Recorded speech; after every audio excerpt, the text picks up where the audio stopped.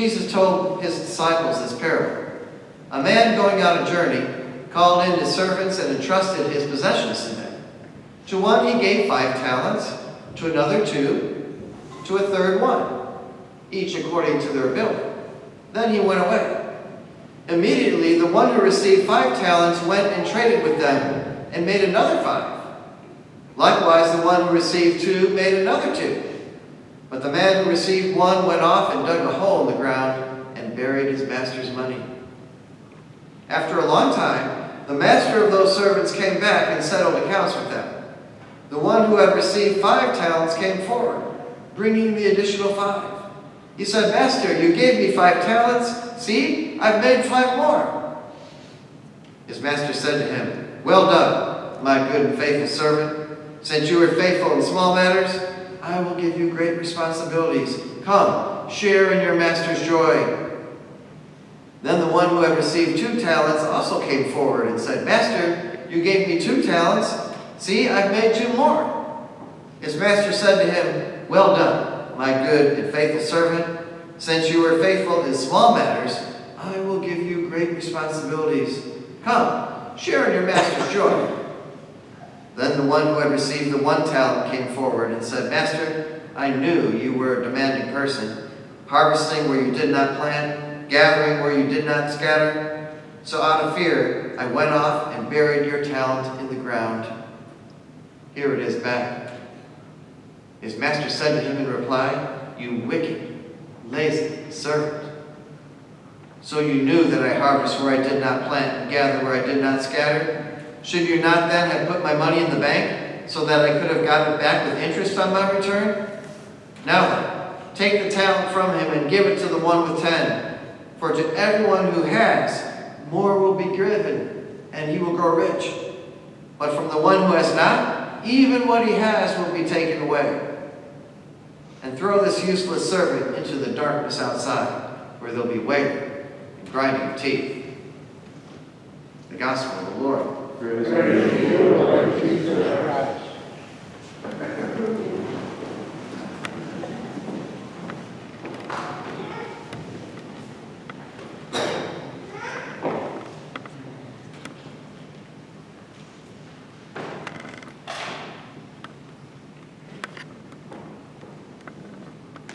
It's very good to be with you today here in Marion to celebrate Mass together.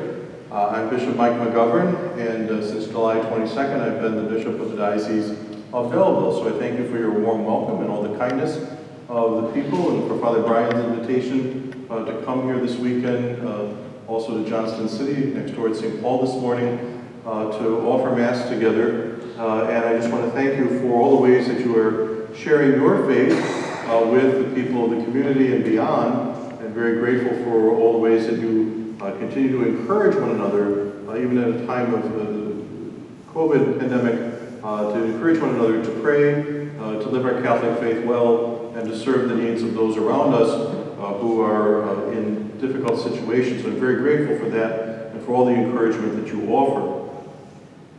In listening to the readings today, I can't help but think about a story about something that happened in France 5 years ago. An elderly woman was preparing to move from independent living into assisted living. And she had her own apartment, she lived on her own, but this woman decided, I think it's time to go someplace where there's a little bit more help for me as I live my life. So she decided she was going to leave her apartment, but first she wanted to figure out, well, do I have anything here that might be worth selling off, because I have to downsize when I move from my apartment into assisted living. So she asked the man who ran the local resale shop to come over to the apartment, take a look around, see if there's anything you think might be good to sell off. So the man came, he looked at the apartment, and he said to the woman, you know, that little painting in the kitchen of Christ, I think that painting might have some value to it. Can we do another step with this? So the man invited a art historian to come and to take a look at the painting. So the researcher did his work, and he told the woman, after all of his study, he said, that little painting on the wall was painted by Cimabue in Italy 800 years ago. So the woman decided to sell this painting. It went to auction, and the painting sold for $24 million. So today when you go home, I want us all to go to our kitchen, look at what's on the wall, and if there's anything of value, call Father Brian, and we'll get Antique Roadshow to come here for a special edition. But isn't it amazing how often we can have something that's a real treasure, and it's right in front of us, but we don't see it, we don't recognize it, we don't appreciate the treasure that we have. Sometimes I think that's true of our Catholic faith, that we can treat our faith in Jesus Christ, our relationship with God, that we even know and believe in God. Sometimes we can treat it like a hidden treasure or a private treasure, or in some cases even a buried treasure. But I think the gospel encourages us today to look and realize we've been given this great gift of faith, that God has called us to know Him, to love Him, to serve Him in this life, and to be happy with God forever in the next. But share that treasure, invest that treasure, live the faith. We come to Mass, but we also have to live the Mass. And so when I listen to the gospel today, I think of those servants and how often the word faithful comes up in the gospel today, the parable that Jesus tells, where Jesus talks about a master with 3 servants. And Jesus gives the master gives the first servant 5 talents, the second receives 2, and the third servant receives 1. And the master then goes away. And what we see is that these servants, 2 of the 3, have faith in their master, that if they invest what's been entrusted to them, it will grow. They're willing to take risks. They're willing to invest. So that when the master comes back after a long journey, and now it's time to give an accounting of what happened, the first servant had 5 talents and says, I've earned another 5. Here they are. And the master says, you have been faithful in small matters, you will be entrusted with larger matters. Second servant had 2 talents, invested them, took a risk. And when the master returned, he said, here are 4 talents now. And the master says, you have been faithful in small matters. Isn't it true that we're called to be faithful? In the sense that we trust in God. God is God, I am not God. And the Lord knows that. I'm loved by God, I'm created by God, but I'm not God. But I have faith in God. And I'm called to act with faith in God in how I live my life and how I use the talents that are entrusted to me, the gifts that are entrusted. That leads us to the third servant, who for whatever reason took the 1 talent and buried it, hid it in the ground. So when the master returned and said, I know you plant and you're very successful, but I was afraid, so I hid this talent. Here it's back. Here's your 1 talent. I think the issue with that third servant, it's not that the servant tried and failed, it's that the servant didn't try at all.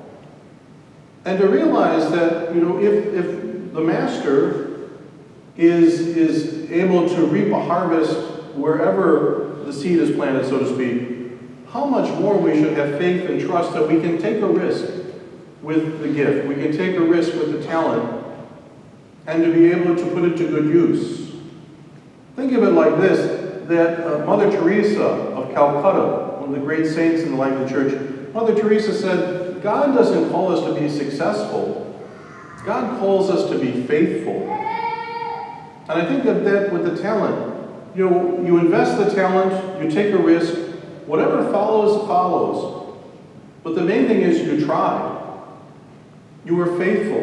You had faith in God. Faithful in a small matter. And so we don't want to let fear inhibit us. And somehow we think, well, the best thing I can do with this gift that's been given me, the gift of faith, is kind of bury it. Keep it safe and secure in the ground. No. The idea is to take that gift of faith and invest it. Put it to use. Talk about the Lord with people in your family. Share with other people who is Jesus Christ and why He's important. Talk with people about the difference God makes in your life and the life of the world. Live our faith and spread our faith and continue to share faith and invest our faith in our family, in our community, in the wider world. And God will be at work in that. And what comes of it is in God's hands. God is God, I'm not. But God is asking me to be faithful, be a faith-filled person, trust in the Lord, and share my faith and spread the faith and live the faith in how I go about my daily life. Francis Xavier Cabriti, Saint Frances Ava Cabrini, her feast day was Friday, November 13th. Mother Cabrini, as a young woman in Italy 120 years ago, she wanted to serve the church in China. But the Pope said to her, no, don't go to China, go the other direction. Go to the New World. Go to North America and South America. There's all these Italians migrating to the United States and to the Southern Hemisphere. Go and help them. They need help. So Mother Cabrini went with her sisters. She came to New York, she came to Chicago, she came to Buenos Aires in Latin America, and she began to establish orphanages, hospitals, nursing homes, schools. All these resources were created with just trust and faith.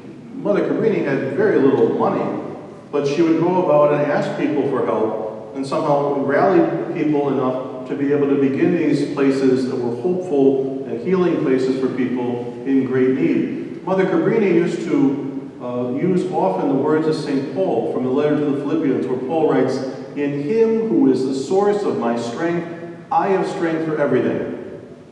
Paul wrote that to the Philippians. In him who is the source of my strength, I have strength for everything. That's what a person who's received the talent of faith believes and lives. That God is God. And I know God, and God is power. And God's power is available to me, here and now.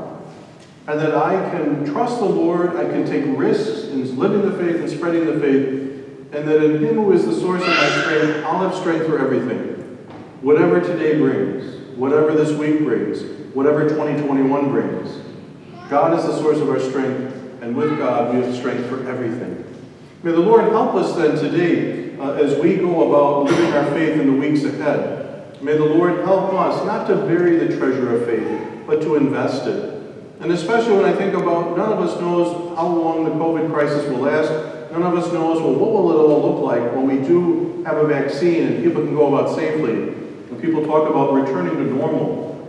But I tell you, I would say we have to be willing to risk living our faith more, I think, in order to try and bring the faith to a world that looks at things differently because of what we've been through and are going through right now. To begin more and more to bring our faith into our relationships, into our institutions, into our families, into our communities, that we might truly draw people through God's grace to a new life with the Lord and a new life of confidence that God, who has made us for himself, and that we truly are called to know the Lord, love the Lord, and serve the Lord in this life until Christ calls us to come to him, to be happy with him forever in the next. May the Lord strengthen us through the mystery of the Mass today and through the gift of Christ's own body and blood, to take the talent of faith that we have been entrusted with, to invest it and to use it and to put it to use for the glory of God.